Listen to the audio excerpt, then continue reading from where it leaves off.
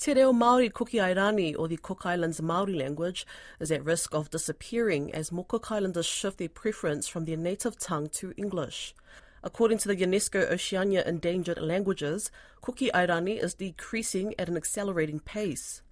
With more Cook Islanders living abroad, particularly in Aotearoa, which is home to more than 80% of the entire population, the Ministry of Pacific Peoples says only 9% can speak Kuki Airani.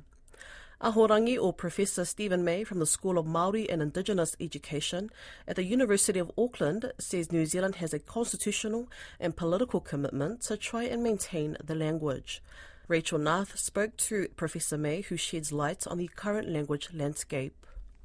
Kia ora, Rachel. I think the key issue around Te Reo Kuki Airani in New Zealand is that it's continuing to decrease from generation to generation. So in the approximately 80,000 Cook Islands Maori within New Zealand, fewer and fewer are actually passing on that language to their children, and that's one of the key challenges. That's why at the moment currently only 9% or so of those 80,000 actually continue to speak the language.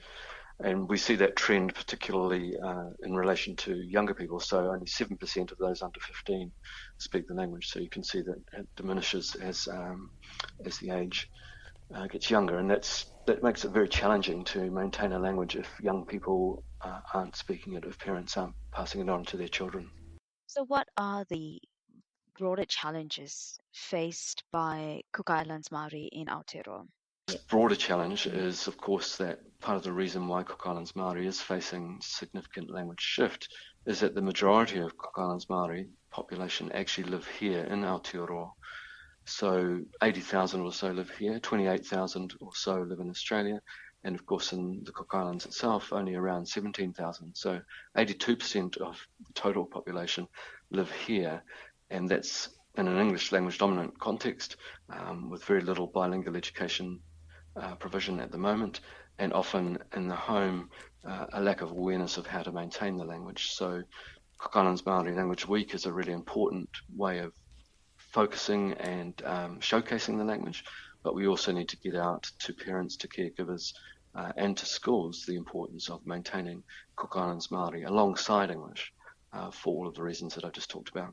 So given the Cook Islands Maori population in Aotearoa, would the government have a greater responsibility towards preservation? Cook Islands Maori have been New Zealand citizens since 1949, and Cook Islands Maori language is a language in the realm of New Zealand. And so we have, I think, to a certain extent, a constitutional and a political commitment to trying to maintain the language, but not just for cultural reasons, although they're really significant, as I've said, but also because maintaining or establishing bilingualism in, say, Cook Islands Maori and English has a whole lot of educational and social and wider advantages. So it's also a message to government that we have an increasingly multi-ethnic population in Aotearoa. In Auckland, Tamaki Makaurau, we have over 160 languages spoken, and yet English continues to dominate in pretty much every language domain. And so how can we rethink that and see ourselves as being more bilingual, more multilingual? And certainly there's an obligation, I think, but also an opportunity to extend that in relation to Cook Islands Maori alongside other Pacific languages. So if I could just navigate our focus to preservation here, what needs to be done to preserve this language? Well, I think there are two ways specifically. If we look firstly at the home, then one of the key variables that's been identified for some time now in the research is the impact of intermarriage, particularly if one of the parents is not a Cook Island Māori speaker. And what tends to happen in countries like Aotearoa, which are English language dominant, that often if there's only one parent, they switch to English with their children, and that explains why we're getting this increased language loss for Cook Islands Māori. So the key challenge, if there are Cook Island Māori speakers in the family, is for at least one of them to continue to speak to their children in Cook Islands Māori. even if the other parent doesn't or the other caregiver doesn't. So one of the key things is to maintain that usage within the home. We call it more broadly family language policy or family language planning.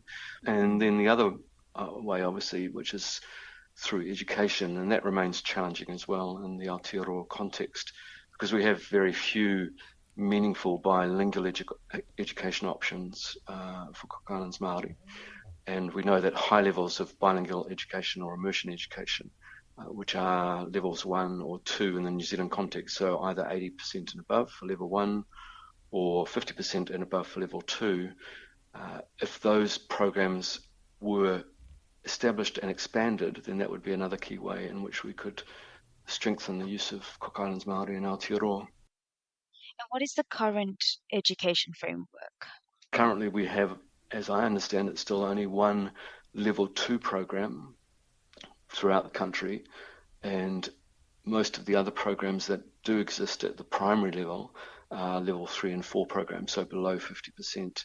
So they are useful in the sense that they provide some language awareness and some cultural grounding, but all of the national and international literature tells us that we should have at least 50% medium of instruction in Cook Islands Māori for it to be an effective bilingual program. So the challenge is to try and establish more high-level immersion, level 1 and level 2 programs for Cook Islands Māori and Aotearoa, and that hasn't happened as yet. So would the onus then be upon the community?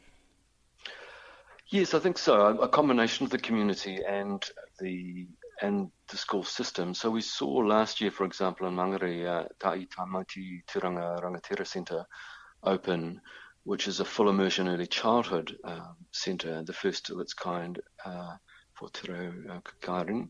And that's a very positive development. And that came from, I think, a combination of community pressure or community engagement, community advocacy.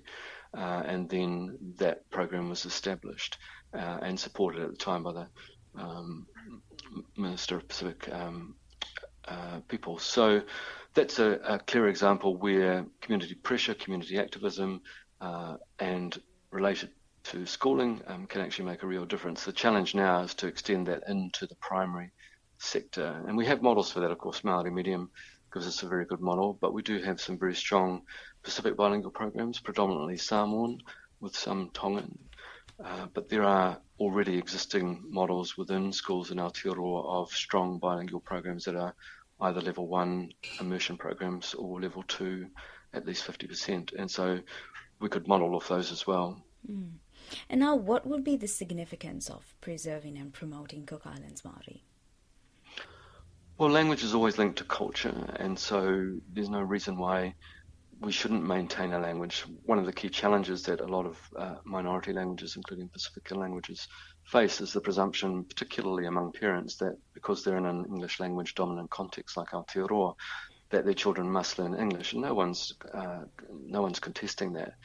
But what often happens is that English is learned at the expense of other languages specifically, and that's not necessary because bilingualism is an educational, social, cognitive advantage in any combination of languages. So you could maintain knowledge and use of Cook Islands Māori for cultural reasons, but also just for instrumental reasons, because learning a language, being bilingual, all of the research over the last 60 years shows that being bilingual in any combination of languages is an advantage. And that's the message that I think we need to get across very clearly to parents, particularly in terms of their family language policies. You know, how do they maintain the language within the home if one of the parents does speak Cook Islands Māori? And that's also the message we need to get out to schools, that effective forms of bilingual education, which have been clearly evident and trialled and with lots of support in Maori medium, but also in Samoan and to a lesser extent Tongan Pacific bilingual programs. They're highly successful. So why don't we extend that to Cook Islands Māori?